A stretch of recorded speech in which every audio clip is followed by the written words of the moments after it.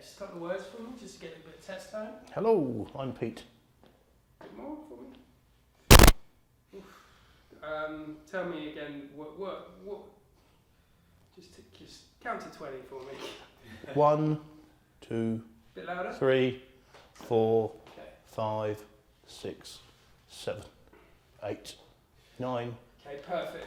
If you could sit back in your seat there, I've kind of got the focus on that. It's kind of critical focus, so it's not, you haven't got much room to kind of move about. Right. Is it alright if you just, if your back moves away from the chair, I'm probably going to lose focus and frame. Is this all right now? Yeah, it's perfect. Okay. You okay like that? Yeah, let me just pull my t-shirt over me, crevices. So it's only literally from here upwards. Yeah. Right. So yeah, from the sort of bottom of the logo on your t-shirt. Right. Up. Okay. Pete, you've been quite an instrumental part of this scene for quite a while. Can you introduce yourself and tell us how you got into this music and why you love it so much? Well, I first got into it, Mega City 4 especially, 1987. In fact, it was June 1987. A mate of mine, another Pete, his brother was at school with Mega City 4 and the band Capricorn before them. And basically, he said, check them out. It's like the second or third ever gig. And that was an Aldershot West End Centre. And I was kind of, at that point, just beginning to get into music a lot. And went along, and they're just really good, you know.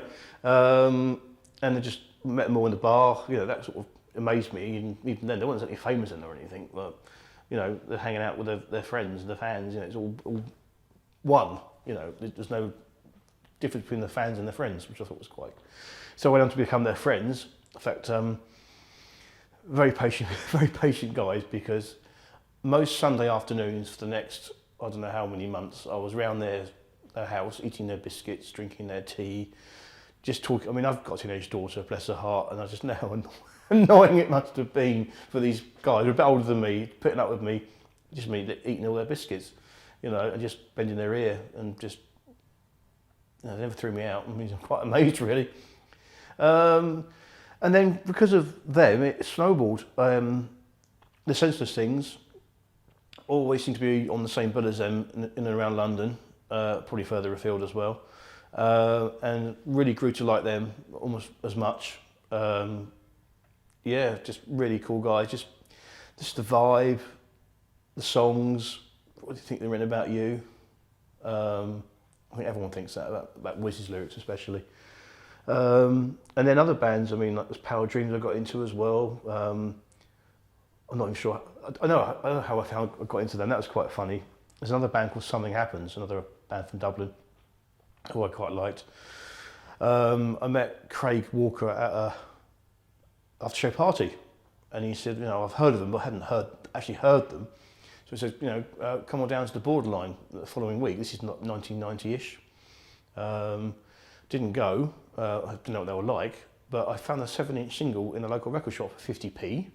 Which you can't go wrong. 100 Ways to Kill a Love, an absolute classic song. And even then, I left it in the back of my car, and the sun warped it, so I still didn't get to play it. I went back and bought another one. There's a whole bunch of them for 50p, and bloody hell, it was good when I finally got to play it. Everything I liked in a band, the songs, the structure, everything, just got me here in the heart, you know. And I went back and bought the other 10 copies for 50p and gave it all to my friends and said, look, you know, you've got to check this band out. And yeah, it kind of worked. And it just saw the other support bands, the Power Dreams, and got to like them. It just snowballed. That's any way to describe it, really.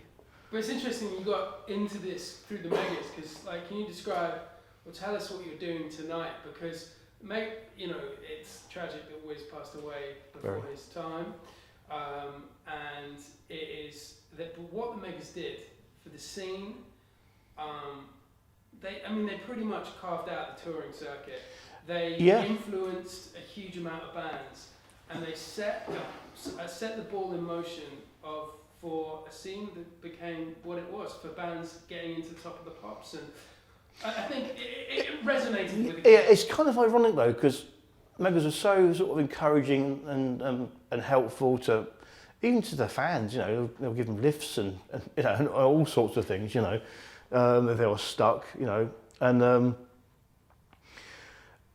yeah, and the most ironic thing about the whole thing is all the bands that kind of Mega City thought helped out, inspired, Carter, Ned's, Senseless Things, Kingmaker, to name a few, all actually got bigger than them in some record sales wise and chart position wise.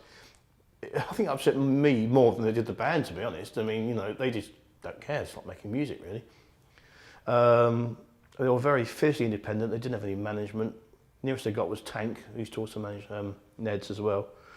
But he's more of just a guidance, really. They were very fiercely independent. But tonight's gig, yeah, it's 10 years this year since Wiz left us, way before he should have done.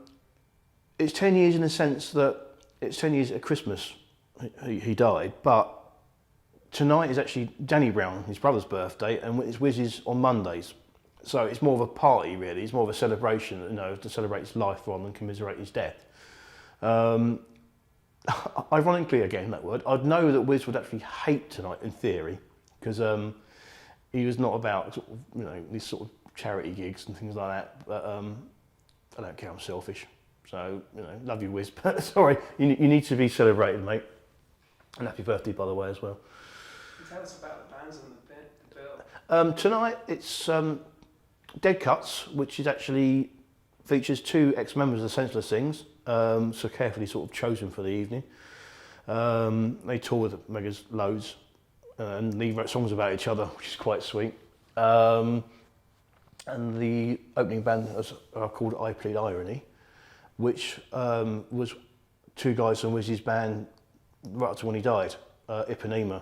So it's a lot of connections there. The venue, the football club, Farnborough, it's because, well, we supported the team here. They live around the corner. Yeah, there's even some footage on YouTube, which I actually put up, of their last ever interview on the telly, filmed here, which is kind of ironic, really. Yeah, there's a raffle tonight to win records. The one the stuff are donated and stuff, bless them. There's Mega City 4's biography, it's a really good read.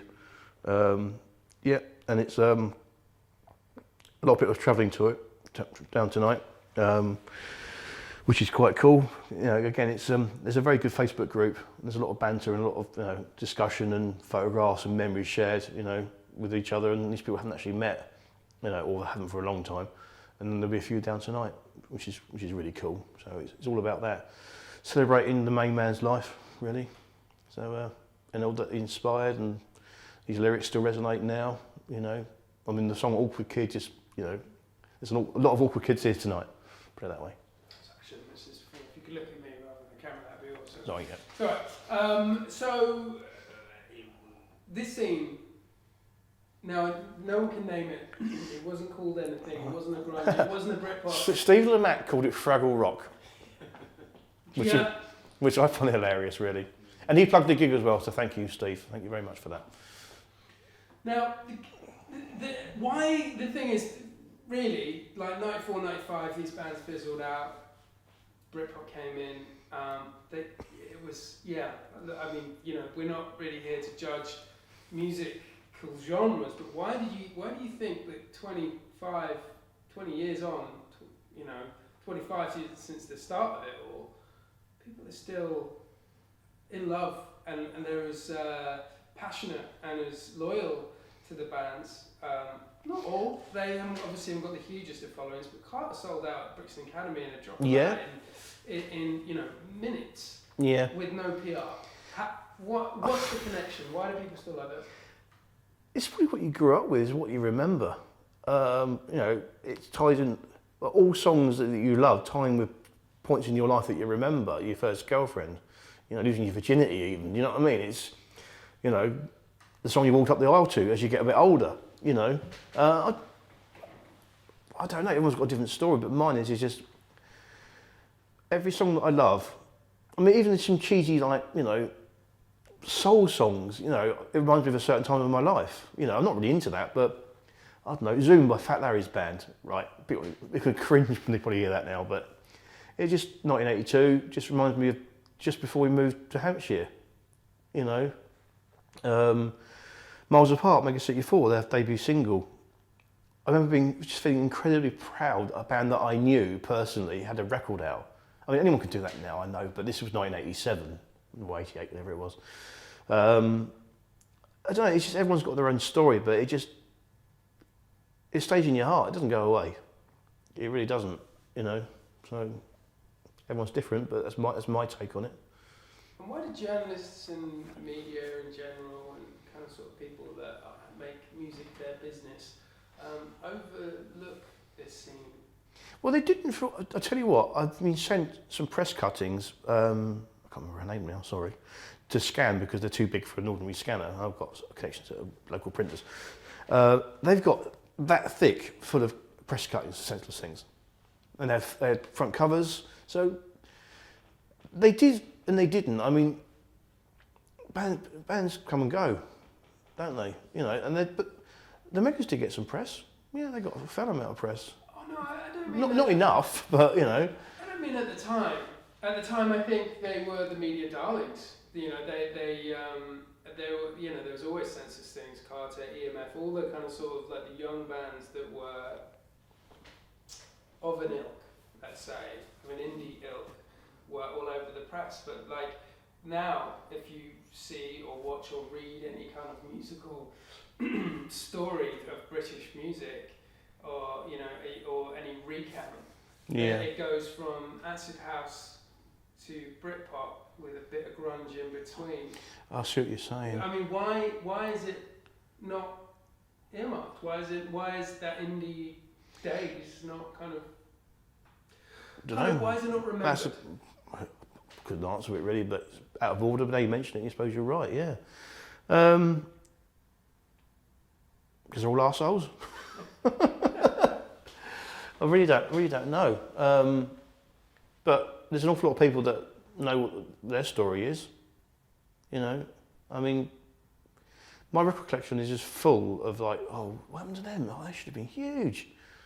Some bands who didn't even get their record, didn't get their record deal. They should have been, I've got a lot of friends. Sorry about this. It's all right. Take it.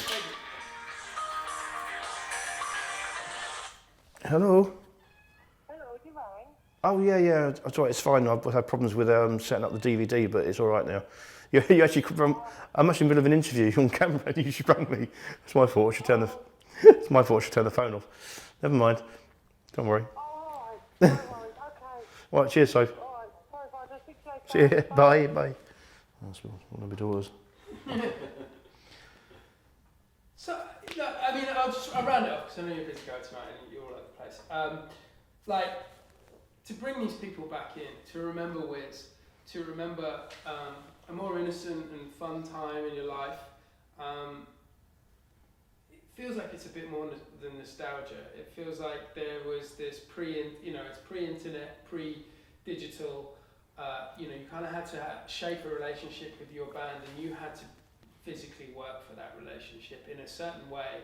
You had to cultivate your friends by going to gigs. There was a certain amount of effort that needed to be put back in to be part of the scene. Tonight's kind of almost a bit of a rejoice, kind of sort of. It's nostalgia in the sense that it's looking back at Wiz's, what Wiz did for us all, but Dead Cuts are playing a new album tonight. Most of a new album, so it's new music that's come from the past. Mark's been playing in bands since he's a kid. They all have, I think, in that band. So what's the question? I guess my question is there a deeper connection with the people that were into this music? Like, not the bands, the fans. There's always been a soft spot in the fans' hearts. The reason I started doing this documentary is 5 years ago I was at a Ned's reunion gig, the 7 they do each year, and I sort of was looking across the crowd, and there was the same spirit in these 42, 43-year-old guys jumping around like a lunatic than there was when they were 17 drinking Snakebite and Black. There was this pure, innocent fun. Now that a lot of it I know is just harking back to bygone days and that innocence, but there's something quite magical about that scene and that remains. Why do you think this music retains that magic?